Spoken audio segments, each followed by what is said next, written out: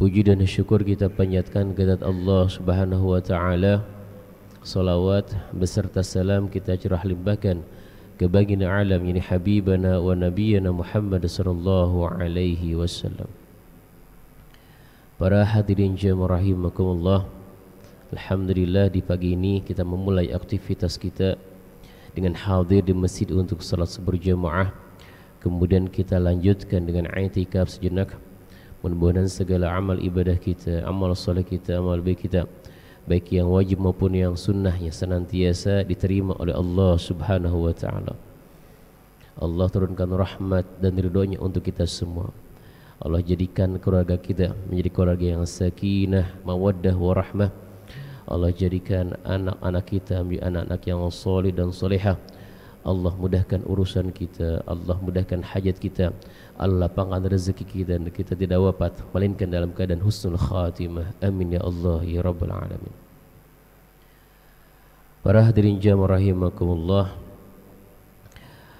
yang sekarang kita rasakan waktu itu begitu cepat berlalu.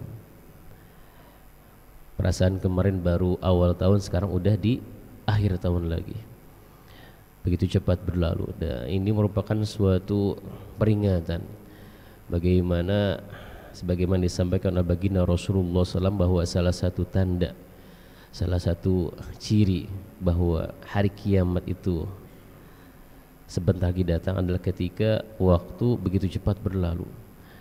Dan waktu ini pun merupakan salah satu tanda kekuasaan Allah.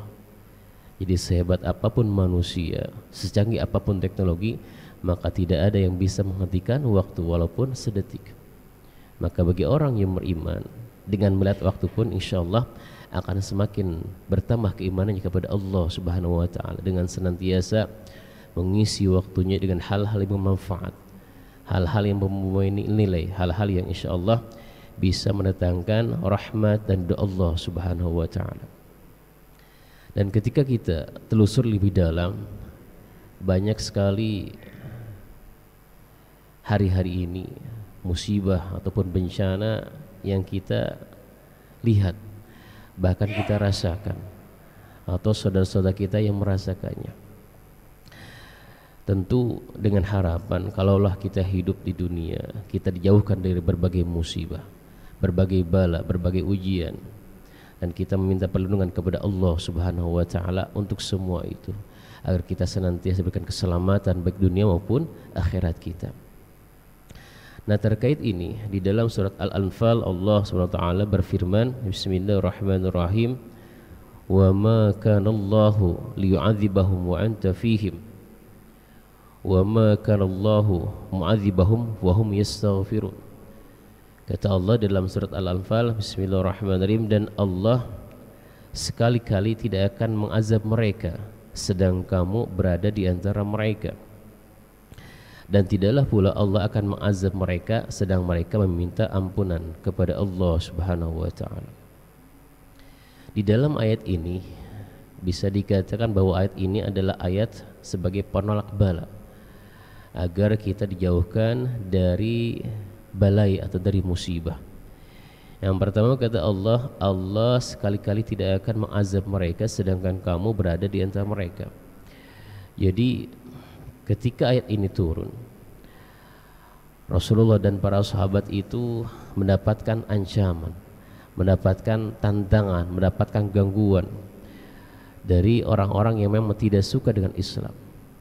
Bahkan orang-orang yang tidak suka dengan Islam mengancam Rasulullah dengan sombongnya. Mereka mengatakan, fa'amtirna alaina hajaratan minas sama, silahkan engkau berdoa kepada Allah dan hujani kami dengan batu dari langit.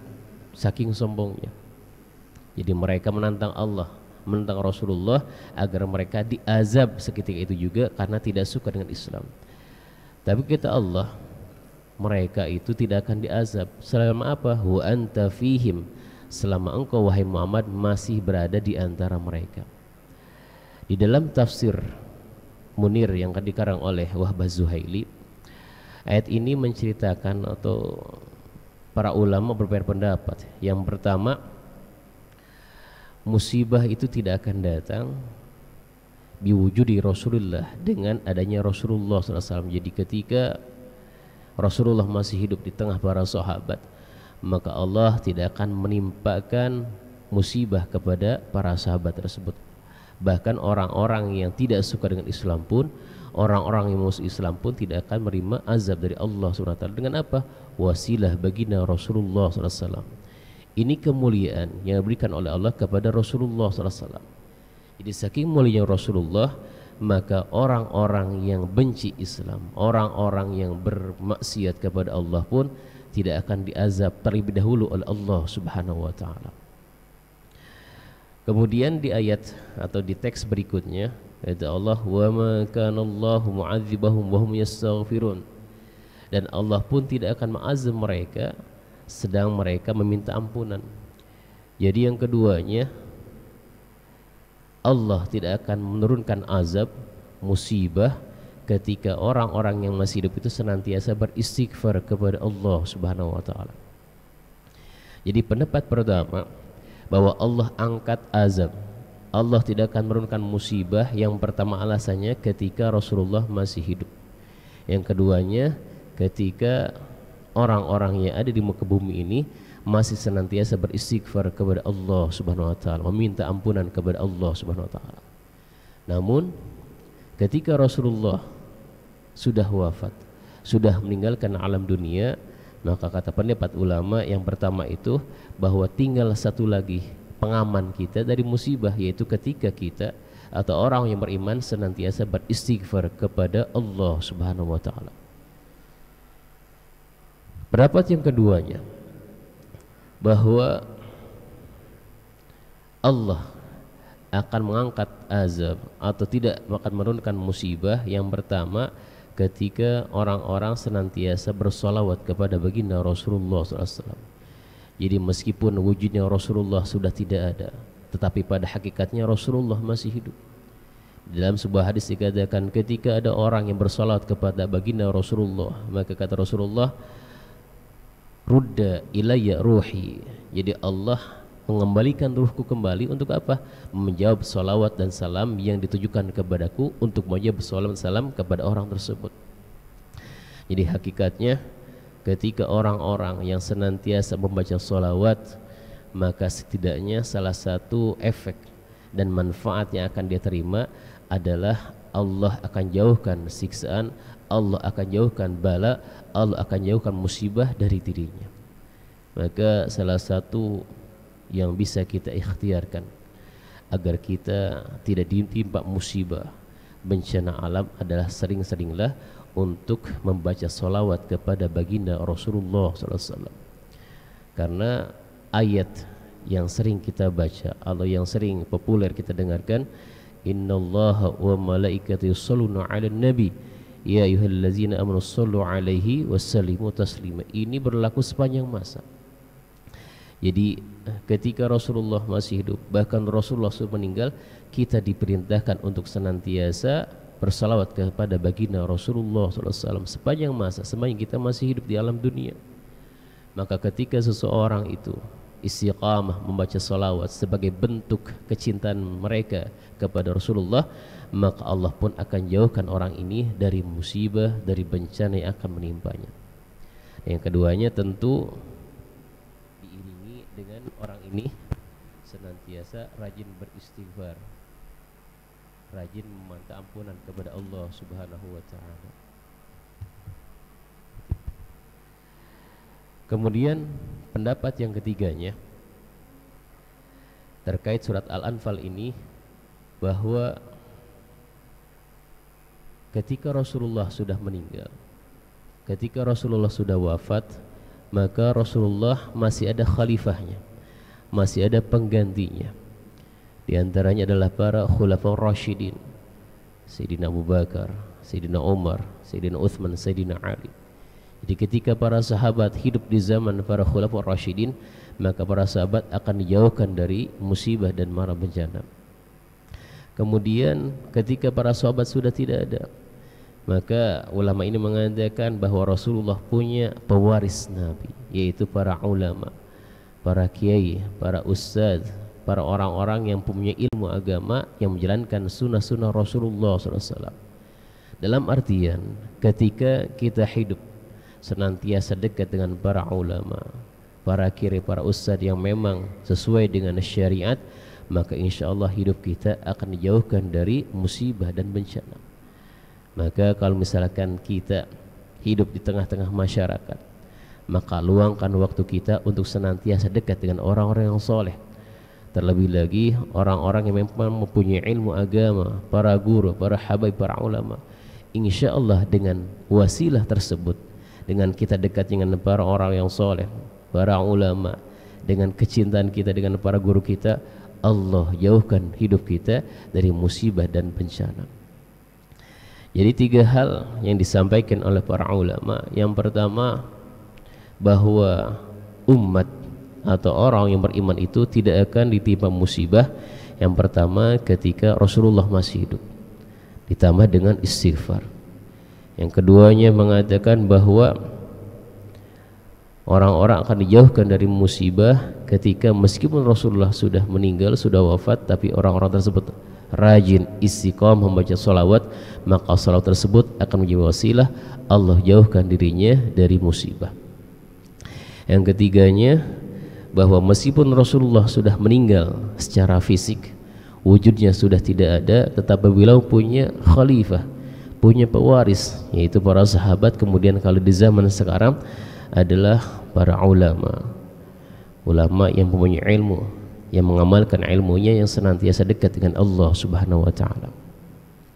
Kemudian keduanya tentu dengan diiringi dengan istighfar, meminta ampunan kepada Allah Subhanahu wa taala. Dan dari sini pun kita bisa mengambil belajar bahwa pentingnya kita bersolawat, kemudian pentingnya kita senantiasa meminta ampunan kepada Allah Subhanahu wa taala.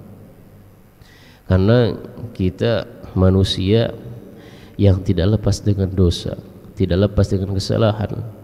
Hatta nabi-nabi terdahulu ketika beliau-beliau pernah ditegur oleh Allah Subhanahu wa taala, kemudian diuji oleh Allah, maka yang pertama kali adalah ucapan istighfar, kemudian meminta ampunan kepada Allah Subhanahu wa taala.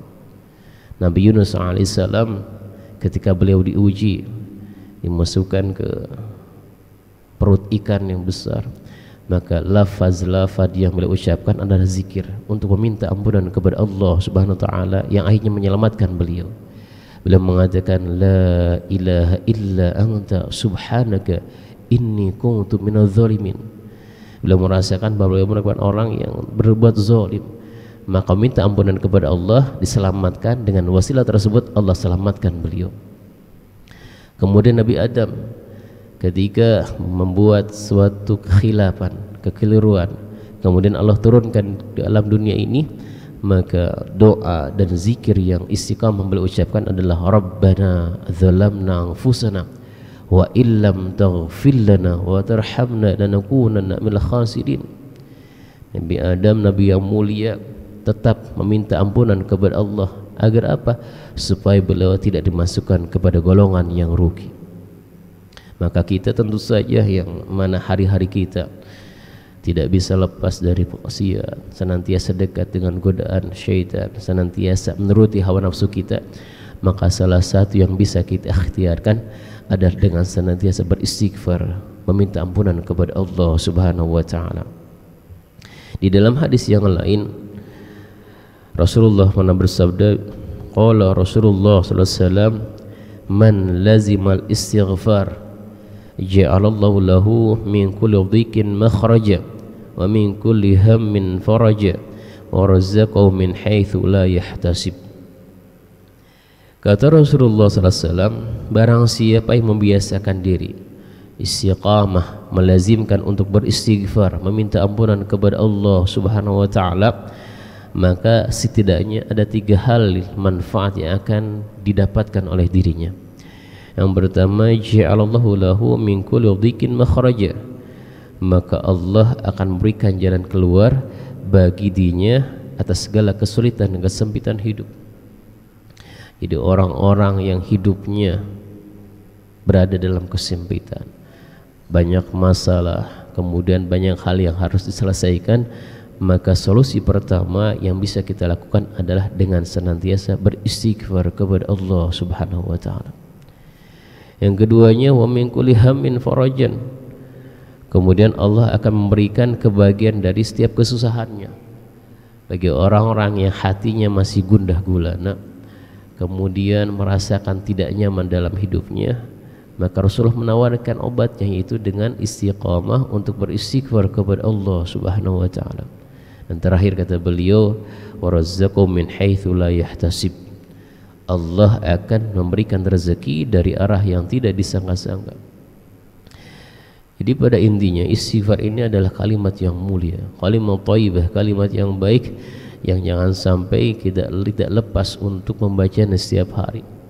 Karena banyak sekali manfaat yang kita dapatkan. Allah akan memberikan rahmat kepada kita, Allah berikan jalan keluar, Allah berikan kebahagiaan, bahkan Allah berikan rezeki kepada kita ketika kita menjadi orang-orang istiqamah untuk beristighfar, minta ampunan kepada Allah Subhanahu wa taala.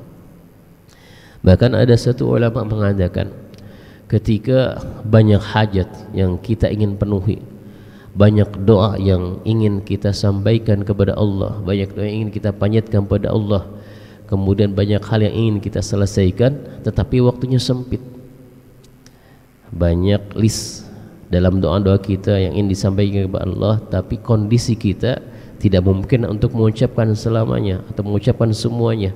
Maka kata ulama ini, maka ketika kondisi sempit tetapi permintaan kita banyak kepada Allah, maka solusinya adalah dengan melazimkan istighfar, membaca istighfar, memperbanyak istighfar, meminta ampunan kepada Allah Subhanahu wa taala. Maka dengan istilah istighfar yang kita baca, Allah akan memenuhi segala hajat, segala doa yang kita panjatkan kepada Allah Subhanahu wa taala. Jadi para hadirin jamaah rahimakumullah, pada intinya surat Al-Anfal ayat 33 ini mengajarkan kepada kita yang pertama, kita semakin cinta kepada baginda Rasulullah SAW. Dengan kecintaan kita kepada Rasulullah, maka wasilah tersebut akan memberikan kebahagiaan, memberikan manfaat bukan hanya ketika kita dunia, tapi ketika kita nanti di akhirat. Yang pertama, dengan kita memperbanyak sholawat, dengan mencintai Rasulullah, maka kita akan dijauhkan dari musibah, dari mara bahaya, dari bencana. Yang keduanya, tentu ketika di akhirat nanti, ketika kita cinta kepada baginda Rasulullah dengan memperbanyak sholawat, terlebih lagi dengan menghidupkan atau menyiarkan sunnah-sunnah Rasulullah, maka kata Rasulullah, anta ma'aman ahbabta. Sebagian hadisnya kata Rasulullah mengatakan, ketika orang cinta kepada beliau, maka orang tersebut akan dikumpulkan dengan orang yang dicintainya. Ketika kita kepada Rasulullah, maka insya Allah kita pun akan dikumpulkan bersama beliau di surganya Allah Subhanahu wa taala. Yang keduanya, ayat ini mengajarkan kepada kita untuk rajin-rajinnya kita beristighfar, meminta ampunan kepada Allah, karena kita sebagai hamba yang banyak dosa, tidak lepas dari dosa, tidak lepas dari kesalahan. Maka istighfar yang kita baca insya Allah akan menghapuskan dosa-dosa kita, kemudian insya Allah akan menjadi hizan, akan menjadi hifdzan untuk mencegah kita berbuat maksiat yang lebih banyak lagi. Jadi mudah-mudahan kita termasuk orang-orang yang pertama cinta kepada Rasulullah, senantiasa memperbanyak salawat kepada baginda Rasulullah. Yang keduanya orang-orang yang mustaghfirin, orang-orang istiqamah, membaca istighfar, meminta ampunan kepada Allah, sehingga Allah ridha kepada kita, sehingga kita tidak wafat dari alam dunia ini, melainkan Allah sudah memberikan rahmat kepada kita semua. Al-Fatihah. A'udzubillahi minasyaitonir rajim. Bismillahirrahmanirrahim. Siratal ladzina an'amta 'alaihim ghairil maghdubi 'alaihim waladdallin. Allahumma shalli wa sallim wa barik ala Rasulillah wa nas ajmain. Amin ya Allah ya rabbal alamin. Allahumma ij'alna minal muttaqin wa ij'alna min 'ibadikas salihin wa ij'alna minal ladzina yastami'una qawla fayattabi'una ahsana. Allahumma inna nas'aluka al-huda wat tuqa wal 'afafa wal ghina. Allahumma arinal haqqa haqqan warzuqna ittiba'ah wa aril batila batilan warzuqna ijtinabah. Rabbana atina fid dunya hasanah wa fil akhirati hasanah wa qina adzabannar wa adkhilna jannatal abrar. Ya azza ghafar ya rabbal alamin. Subhana rabbika rabbil izzati amma yasifun Wassalamun ala mursalin alhamdulillahi rabbil alamin. Bersama-sama subhanakallahumma wa bihamdika asyhadu an la ilaha illa anta astaghfiruka wa atubu ilaik. Wallahu a'lam bissawab. Wassalamu alaikum warahmatullahi wabarakatuh.